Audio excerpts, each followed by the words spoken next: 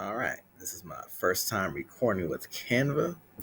It is actually the evening before the day of my presentation. I do this presentation in about 13 hours.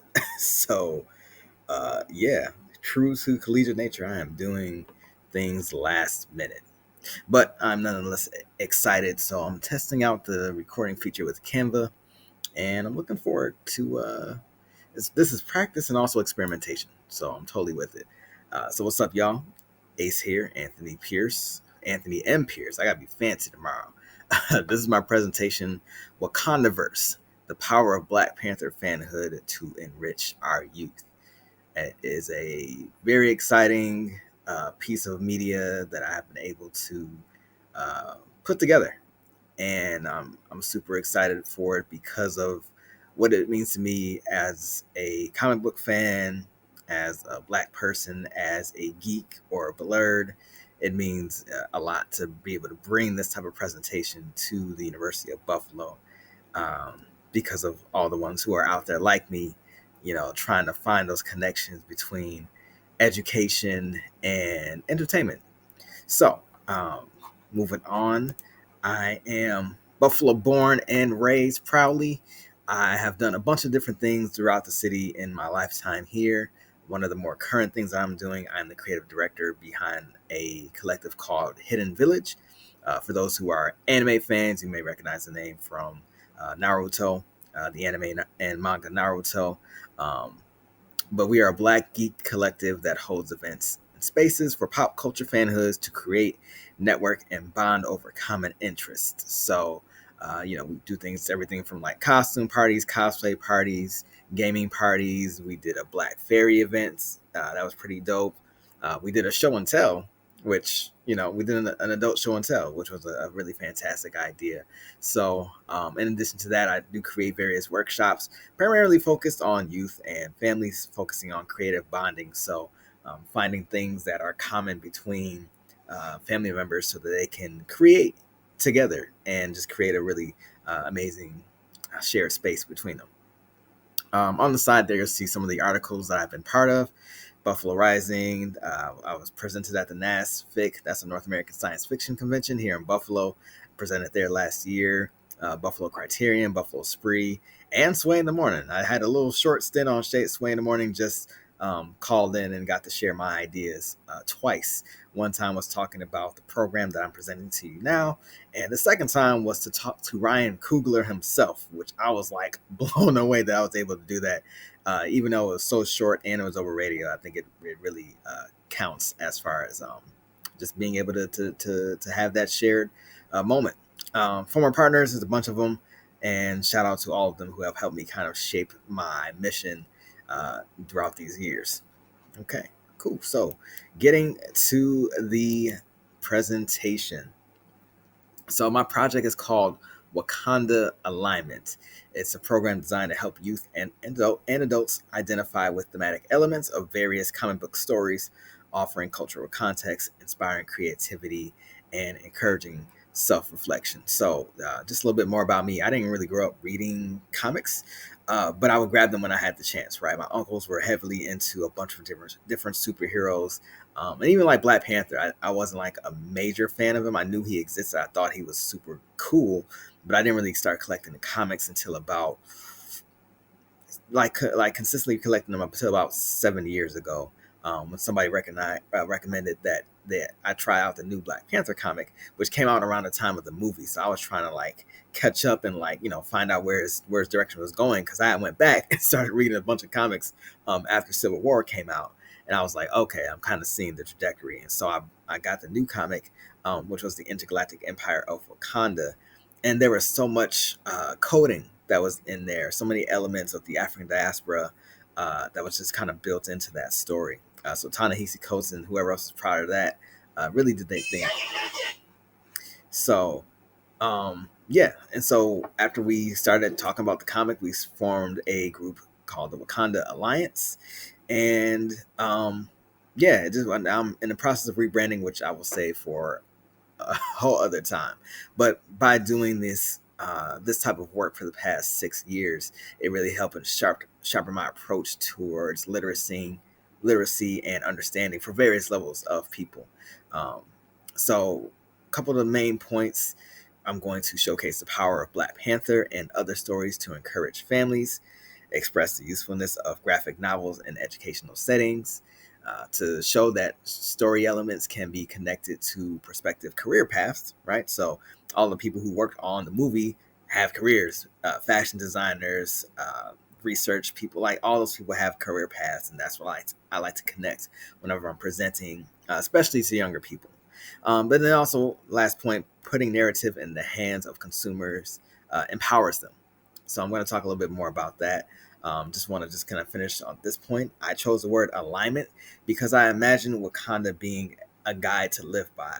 So some people like samurai ninja stories, and they see that discipline that it takes to become a warrior, and they're like, oh, I want to adapt that into my everyday routine.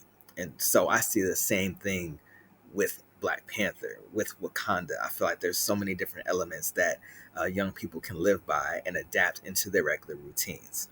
um, so people who are going to be in person are going to be able to have some worksheets. I have superhero creating worksheets where they can like do their own hairstyles and like build out their heroes, give them tools or weapons or equipment, and that'd be a nice little fun thing they'll do on the side. And then I also have one where you get to translate the Wakandan alphabet into various terms. So um, yeah, so that's just something that's going to be when I do my in-person presentation.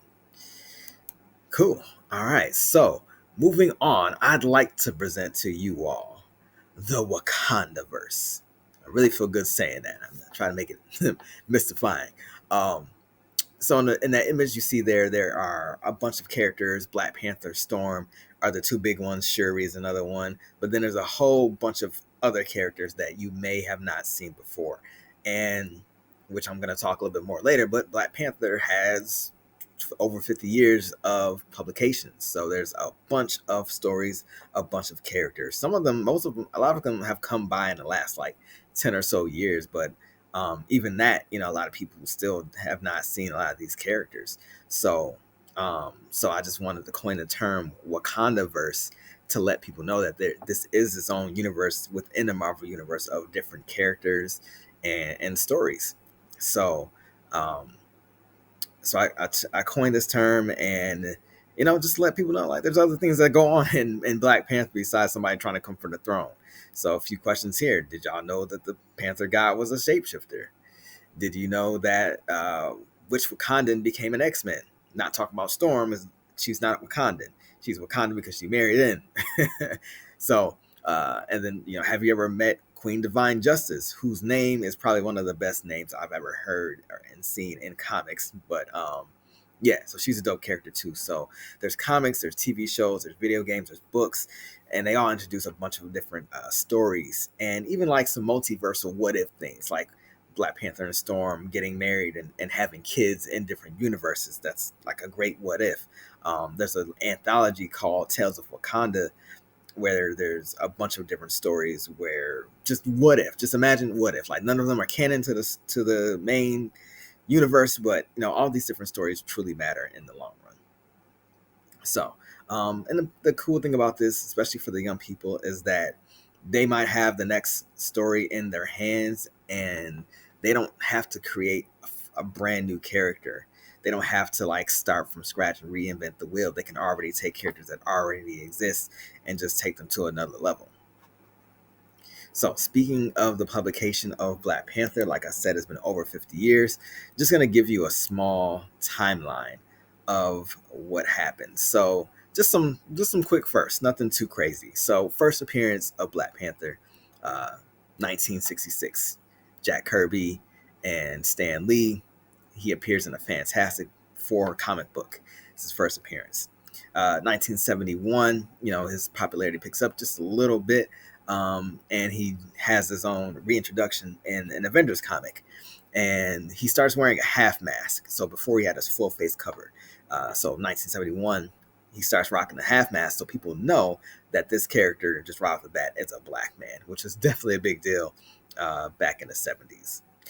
And fast forward about 30 some years, uh, first Black Panther writer joins the team for Black Panther at Marvel. So Christopher Priest, also one of like the first black writers to be on like a major comic book publishing company, starts writing Black Panther and really just takes a whole bunch of different elements and just kind of puts that culture in it. So I think that's a really good turning point. Fast forward about another 10 years, Black Panther gets his first miniseries on BET. So this was called the Black Panther series. At the time, Reginald Hudlin, who I think he was like a vice president at BET or president or something like that, he was writing Black Panther. I don't know what part of his career he was doing that, but he was writing a really amazing series on Black Panther, and that got adapted into a mini series. So just about 6 episodes, which, it's not like a full this full season of different 20 something episodes, but it was a start. So I'm talking more about that later. So now we fast forward about another 5 years, 5 or 6 years, and Black Panther gets his first live action appearance, and then a subsequent solo film in 2018. And a lot of us were there. Pretty much everybody here was there. We saw what happened, right? This movie created tidal waves in cinematic, especially for comic book characters, superheroes. No other film has been able to do this before or since. Black Panther wins 87 awards. 87 awards, like big, small, just massive awards, and still remains one of the most decorated Marvel films to date. And so if that doesn't tell you something, then I mean, I'm sure it tells y'all something, but I'm trying to get ahead of myself here. Actually, no, this kind of rolls into my next point. So even though this is all like a fairly recent development, and I don't think people who, were in charge at the time thought it would do that well. They probably thought it would do well, but they might have not known how well it would do. And before this, again, there was very little Black Panther material out there besides that little mini series and then 40 some years of comics. So we're going to go to just comparing Black Panther to other Marvel properties. So Amazing Spider-Man, Spider-Man came out in 1962 and has since, there's a little 4-year difference. Spider-Man has had 12 movies, 60 video games, and 11 animated shows. I'm just talking like regular Spider-Man games, not him showing up in other video games like Legos and all. No, Spider-Man himself has had 60 video games over the course of this his run, and then 11 animated shows, which is a lot. Okay, not a lot of characters get that many revamps. It might be the character that gets revamped the most. I don't know if there's like another chart that says that or whatnot. I'll probably have to look that up, but 11 animated shows.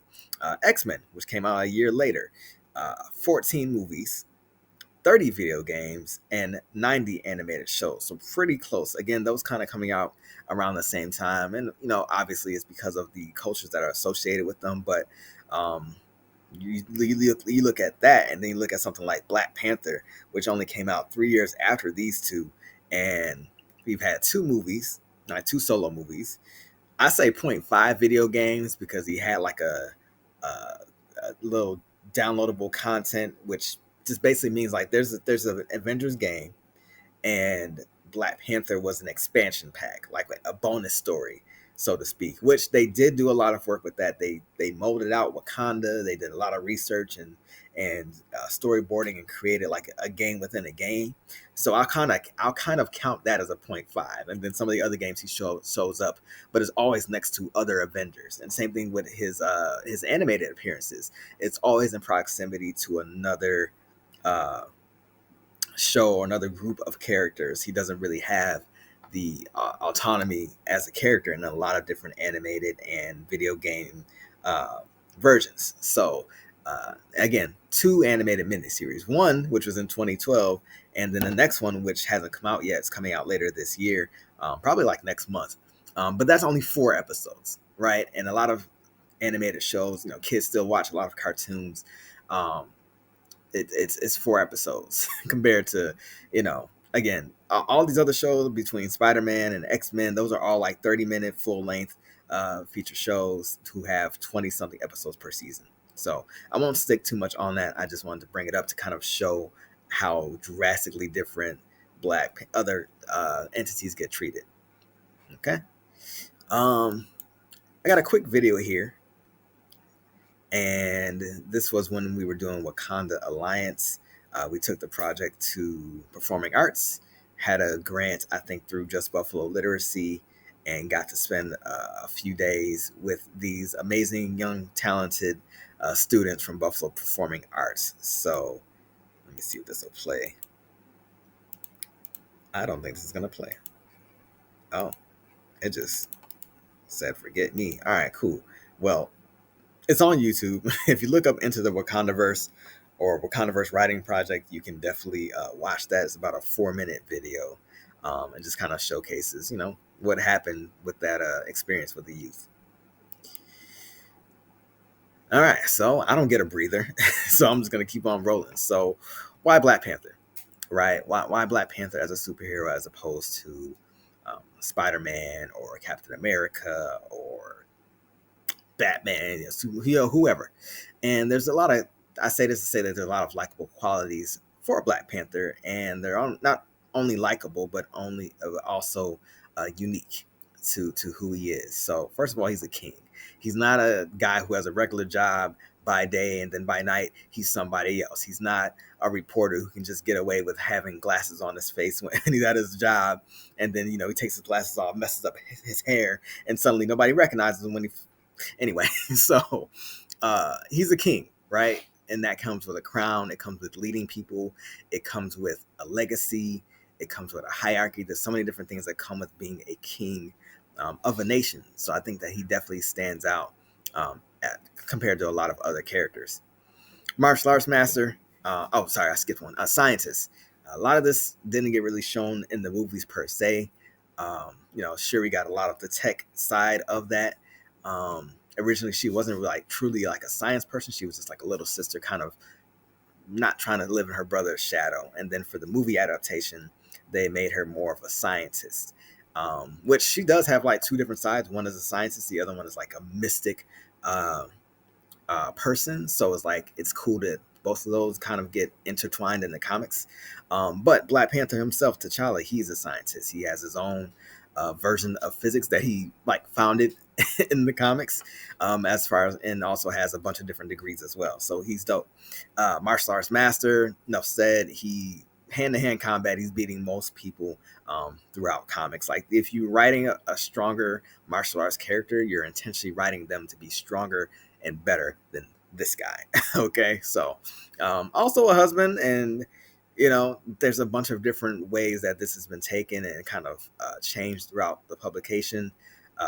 Storm and he got married in one part of a comic, and then a few years later they got broken up, and since then they kind of just been together apart depending on who's been writing. So but they never got like divorced. They annulled their marriage, so they were like a step above separated, but then a step below divorced. And so whenever Storm touches down in Wakanda, she still got a little bit of pull. All right, but still, he still takes up his role as a husband, and whenever, as a past lover, they also have like a pretty positive relationship depending on who's writing. But I think that also speaks to something, especially when there's other stories like multiversal things where they get to succeed in their marriage and they have kids. I think that's some of the stories that I think should definitely be highlighted. As an Avenger, he works on a team of other people, which teamwork is also always a great thing to talk about when it comes to young people. For him to split his responsibilities as well. So where people like Peter Parker are trying to balance out high school and being a superhero, this brother is balancing out being a king in one nation and then protecting the planet and or universe in another role. And then, there's times where he gets pulled either which way and people will look at him as if he doesn't have his priorities in check. And he's got he's got two worlds on his shoulders, and a lot of that just gets overlooked. In within those stories, King of the Dead, which just means he's able to commune with his ancestors. Won't get too much into that, but it also plays a role in who he is. And then the last 2 points I want to bring up is that he is faithful to his God and faithful to his people. So throughout the comics, of course, the way he prays the vast, the way he uh, enacts the will of his people, uses that as his moral compass. I think it's super amazing. He's not hiding his identity like within the city, right? He people know who he is. They know him as a child. They know him as Black Panther. They know him as these different identities, and he's leading them. So all these different things make Black Panther a great figure for young people to study. I'm gonna have to kick it up a little bit because I got to do this project in 45 minutes, and I'm already halfway through it. And then Wakanda is just his own dope thing. Outside of Black Panther, it does encourage a lot of conversations between young people, especially.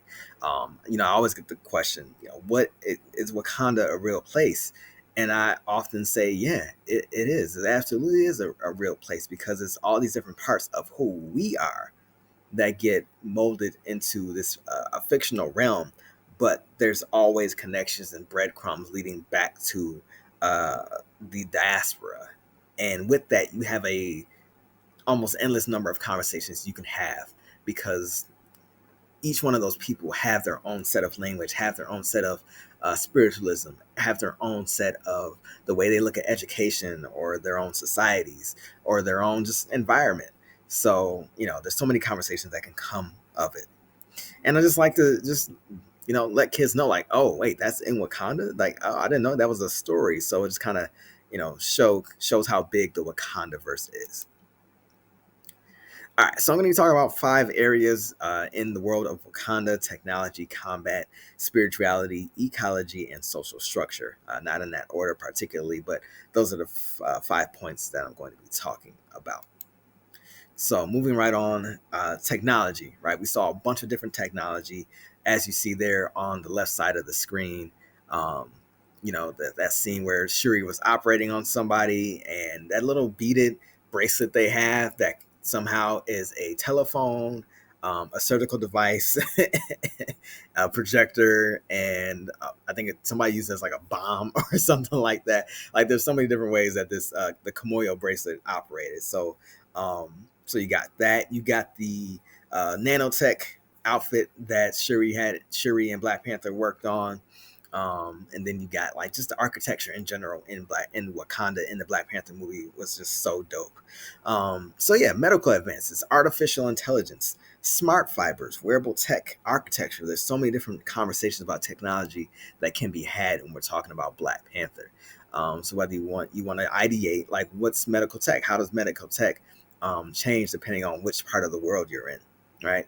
Artificial intelligence that's taken over my phone, forced me to have Gemini on it. My laptop has a co-pilot button on it. And people are using chat GPT left and right. So we definitely have to have these conversations because Black people are always going to be affected by technology. Um, we're always going to love technology because we come from places that utilized it for a bunch of different ways. But in the modern world, a lot of people are using a lot of technologies against us. So it's really important to have those conversations. I think Black Panther offers a lot of those conversations. In that picture underneath where I have the AI companies, there is one picture on the left, of course, is a cotton field. The picture on the right is a activewear brand called Actively Black. Well, they make also casual shirts as well, but they have apparel, and they have a new project where they're just sourcing all the cotton they have for their materials, for their shirts, for their products are grown by Black farmers.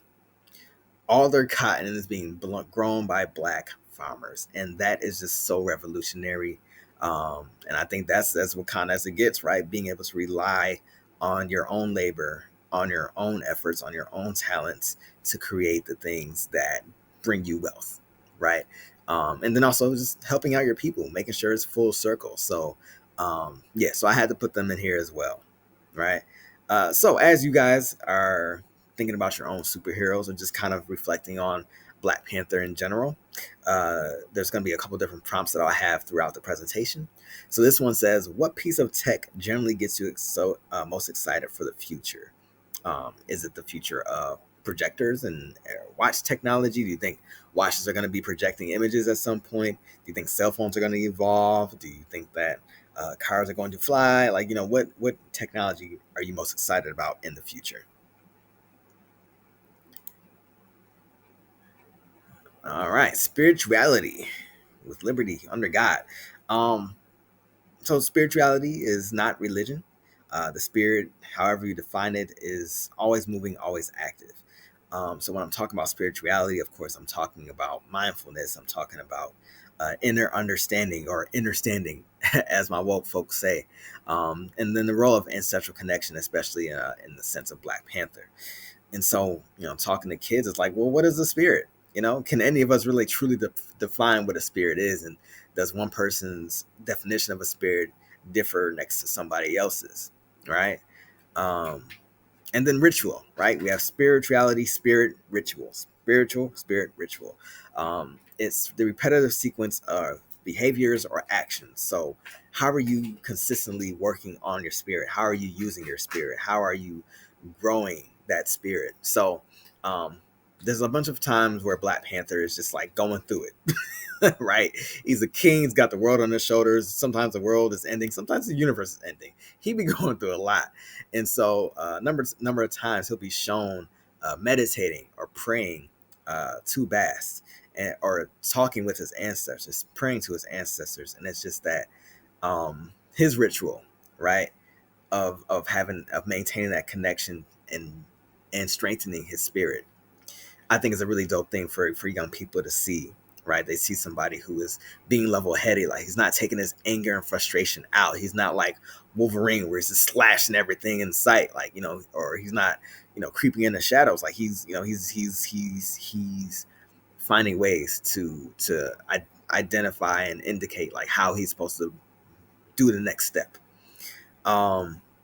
So, and then they do this a number of different ways in Black Panther, right? So it's not just the praying and everything. Sometimes they have herbal solutions. They mash up that heart-shaped herb and they take that herb and that's helping them with envisioning. You know what I mean? So it's, yeah, a bunch of different strategies that the Black Panther mythos use as far as like doing their spirituality. And they take that herb and they go to the ancestral plane. Ginger ale, I never did that. Robitussin, I feel like I had a drug one time and it like made me hallucinate just like a little bit. But going to the ancestral plane, no other thing is doing that. And so the other characters here we have on the right, his name is Gentle. He is a Wakandan, half Wakandan, who was abused in his childhood by his parent, by his mother, who looked at him as an outcast because she was ashamed that he was half mixed. And so as he ends up being a mutant, right, and his mutant power activates and kind of just turns him like into the Hulk, but he has a hard time controlling it and is killing his body every time he does it. And so he was given vibranium tattoos to help him deal with his power. So so he goes, years being an X-Men and everything like that, but he has to meditate. He has to consistently cut himself off from the world in order to keep his rage in check. So it's not until I think Jean Grey goes into his mind and kind of helps him identify the factors that was making him pretty much bug out, right? So, in our world, we don't have the luxury of having a telepath beam into our head and figure out like what our childhood traumas are doing, right? And so, but this is a conversation we can have about therapy and how effective that can be, right? So, we had I think we featured Gentle in one of the projects that we did, and we just, had a meditation circle. So, we can have those conversations as well. So yeah. All right. Combat wellness. So this is the part that I like a lot as a martial artist myself. Um, so yeah, some of the pictures here. So in that top left is a picture of Bashanga. That's the guy who founded Wakanda. It may be hard for you to tell, but he is actually absolutely jacked, absolutely ripped. And like, this is on my best day, I'm not looking at this. I don't care how many push-ups, sit-ups I do. That person is not human. But for the rest of us, I mean, comics always exaggerate physical features and abilities. Um, but the reality of it is, we can only do so much. We should be paying attention to our mind body approach, right? So just to read off the script here, uh, the mind body approach to physical wellness, in addition to self maintenance, diet, exercise, understanding the effects of various stimuli on the body, right? So just having more of an understanding of the body itself and what the human anatomy can do. I'm not saying every kid should go to the playground and size up everybody, but there's a long-standing quote that if you stay ready, so you don't have to get ready.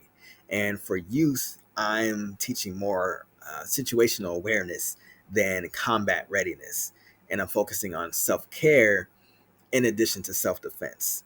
So both of those things have to be in play, right? We are Black people. We should be aware of our surroundings. We should know how to defend ourselves because people are seeking to harm us, right? Sometimes they look at like us, and sometimes they don't, right? So it's just kind of bringing the reality to young people, but also letting them know that even as young people, they have ways to protect themselves, and it's not always in aggressive ways. It's not always with a fight. You can have self-defense by being aware of whatever situation that you're in. So there's that part of it. And then I'm just trying to look at my script here because I do have some notes on the side, but I don't know, I'm limited on time. So, oh yeah, so all right, so I'll just go back to my script. So even on paper, scenes are choreographed. Falls, explosions, fights, past injuries are taken into account when you're making that story, right? When you're building that story up, and a lot of different things affects your character. So there is this one story in Tales of Wakanda, which is a Black Panther anthology. A brother by the name of Dr. Glenn Paris. He is a doctor. He is a surgeon. He wrote a story where he had two people fighting for the crown of Black Panther, and the way that he described the fighting and the lacerations in the body and everything, like, he's describing it because he knows what certain things do to the body when you're getting punched, when you're getting cut open or whatnot. He was able to like intertwine that into his writing. This is a surgeon writing, all these different things. So like when I read that, I was like, wow, that's mad cool. And when I interviewed him, he was talking about that and how he had to use his expertise as a doctor, as a surgeon, to write that story. So and for the youth, like, so that they understand, like, you can be a writer and have some other type of job.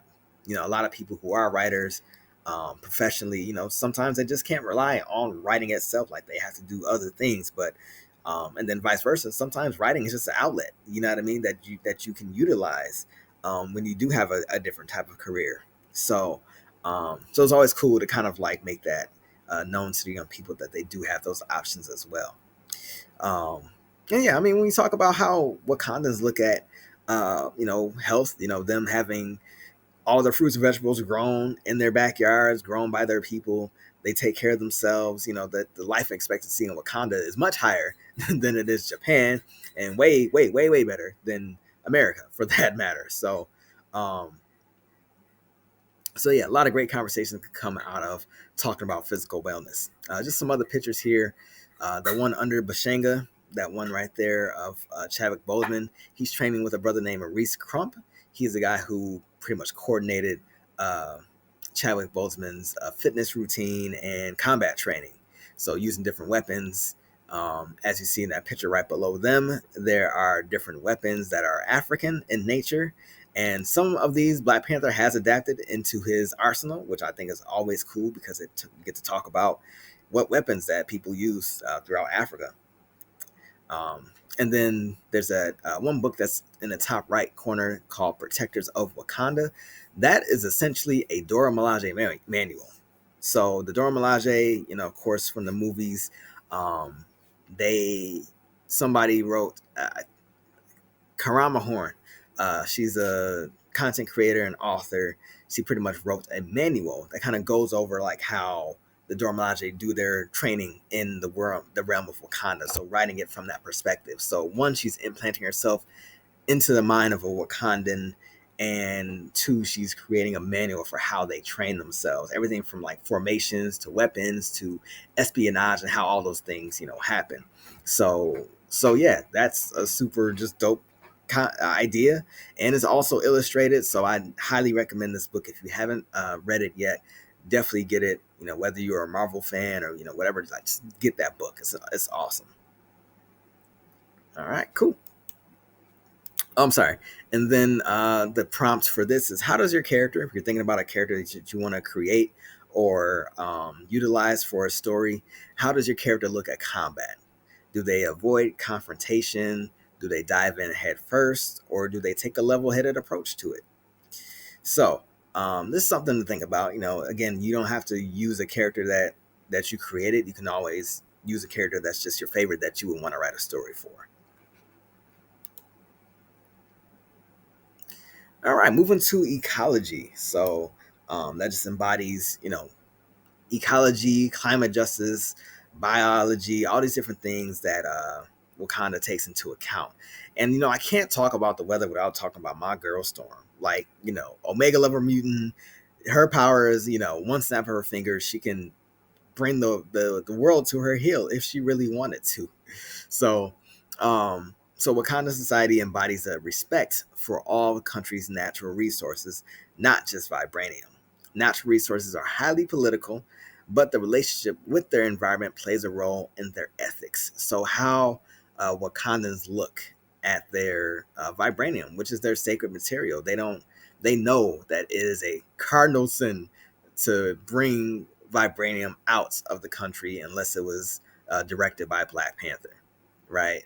But in addition to that, their relationship with nature, how they don't, they have a oneness kind of with the natural environment. They don't try to expand, trying to knock down forests and everything like that. They respect nature, right? True to to a lot of different animalistic societies, like their role within nature is one of respect, right? So another prompt, just kind of throwing it out there: how does the course of history change when natural resources are protected? Maybe your character has something that they're protecting, or maybe they're protecting something specifically, in their environment. Okay. Um, And so I got two statements here. Climate response infrastructure often leaves Black people vulnerable and in dangerous positions. So we've seen it with Katrina. We've seen it with different storms that have happened right here in Buffalo, New York. Just it brings a conversation, right? How are people being affected by storms? How are they being affected by, even outside of like cataclysmic events? How are they being affected because of lack of air quality, or lack of being close to water, or lack of there being foliage and trees and bees, and like all the entire ecosystem being affected due to people who are in power that affect the civil engineering of their neighborhoods. So a lot of great conversations could come from talking about ecology. um, I'm never going to turn down an opportunity to look at storms. So even as a kid, I'm like, yes, you have my full attention. Word. Um, just looking at my notes again because I'm just trying to get ready for tomorrow. Because I'll be writing stuff, and I'm like, okay, I'm writing stuff that I'm not going to say. I don't want to miss anything, but I also know that just kind of comes with the territory. Um, So yeah, so another prompt is: what concerns about the weather, if at all, do you have in your area? And again, this doesn't have to be tied to the character you're thinking of, but maybe it generates something. Uh, yeah, I'm just gonna leave it out there. I do want to talk about another part of Wakandaverse. In that top right photo, there is a picture, a comic strip, which is kind of hard to see, but it is a village within Wakanda, kind of on the outskirts, where the villagers they manufacture. I don't want to say manufacture. They use vibranium, um, in like its to get it close to its natural form, and they give themselves tattoos with it. And so They don't like use a lot of technology. They kind of have like a more traditional approach, pretty much the Amish of Wakanda. Um, but they practice yoga. They practice like their own variation of Tai Chi, and with some of them, they have particular gifts that allow them to use the vibranium as superpowers. And so there's this one character whose name is Tosin. Um, he's able to turn his skin into like a hardened vibranium that enhances his physical abilities and gives him super speed. So he's like a super cool character I would love to write about one day. And I plan to write, whether how Marvel hires me or not. I really want to write a story between him and Gentle, them being two of the younger Wakandans in the Wakandaverse. All right. And then my last point, social structure. Wakanda, has so many different uh, ways that they look at social structure, social status, responsibilities, advisors, warriors. I'm sorry, responsibilities of the kings, the advisors, the warriors, the citizens, and the foreigners, right? Talking about foreign policy. Who's allowed to come into Wakanda? Who's not allowed to come into Wakanda? Who's allowed to leave? Who's not allowed to leave? Um, and I'm not saying that we have to encourage that we can elect somebody to fight for in ritual combat to direct our country.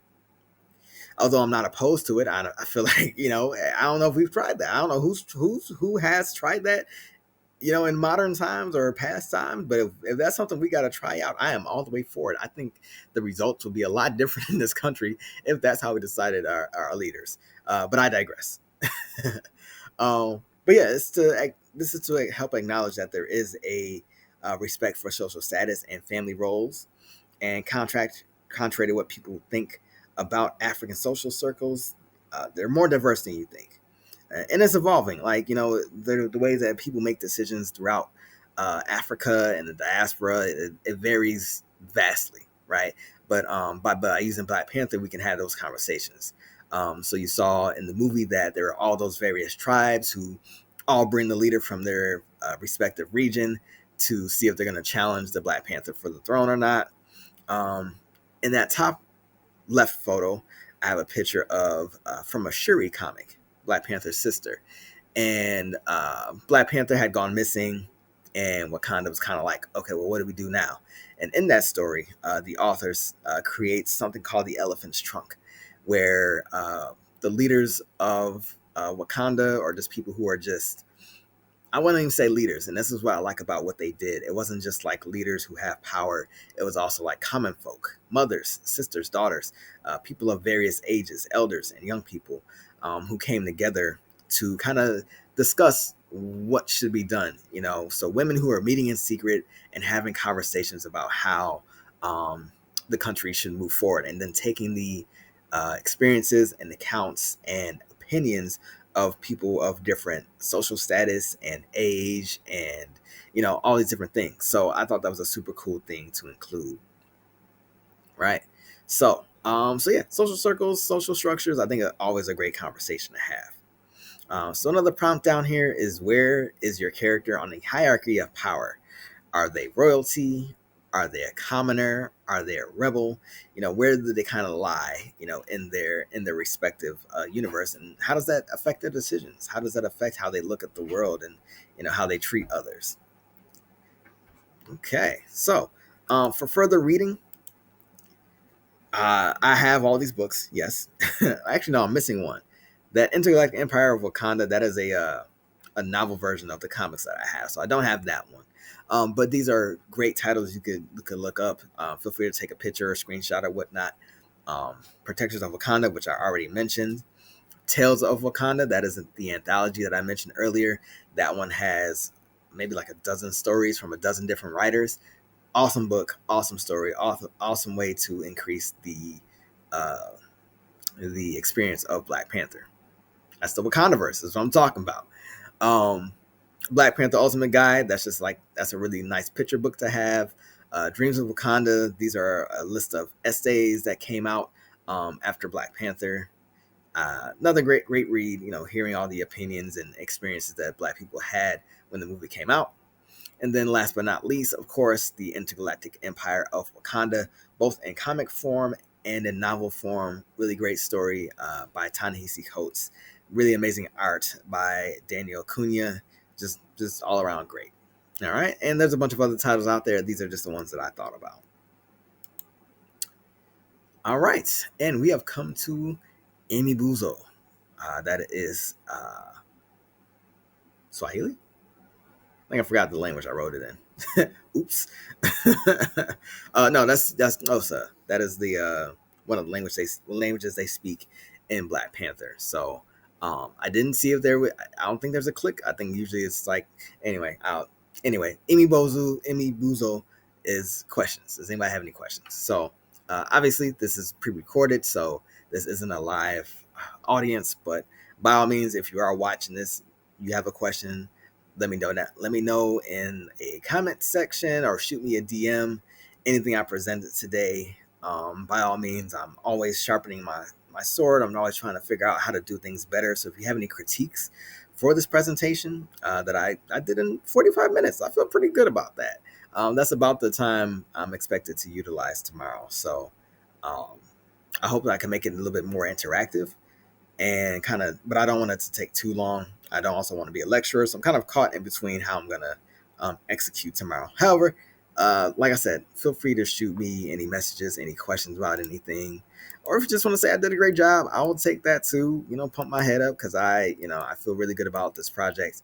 My hope is to bring Wakanda alignment to schools as like an after program, or just kind of be like a supplemental experience that young people can have in their education.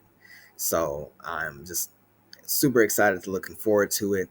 Um, Again, I can do this for grade school, high school, colleges. I can do a whole bunch of different things and readapt this project to fit a whole bunch of different needs. And as you all saw, there's no shortage of conversations we can have when it comes to the world of Wakanda and the Wakandaverse.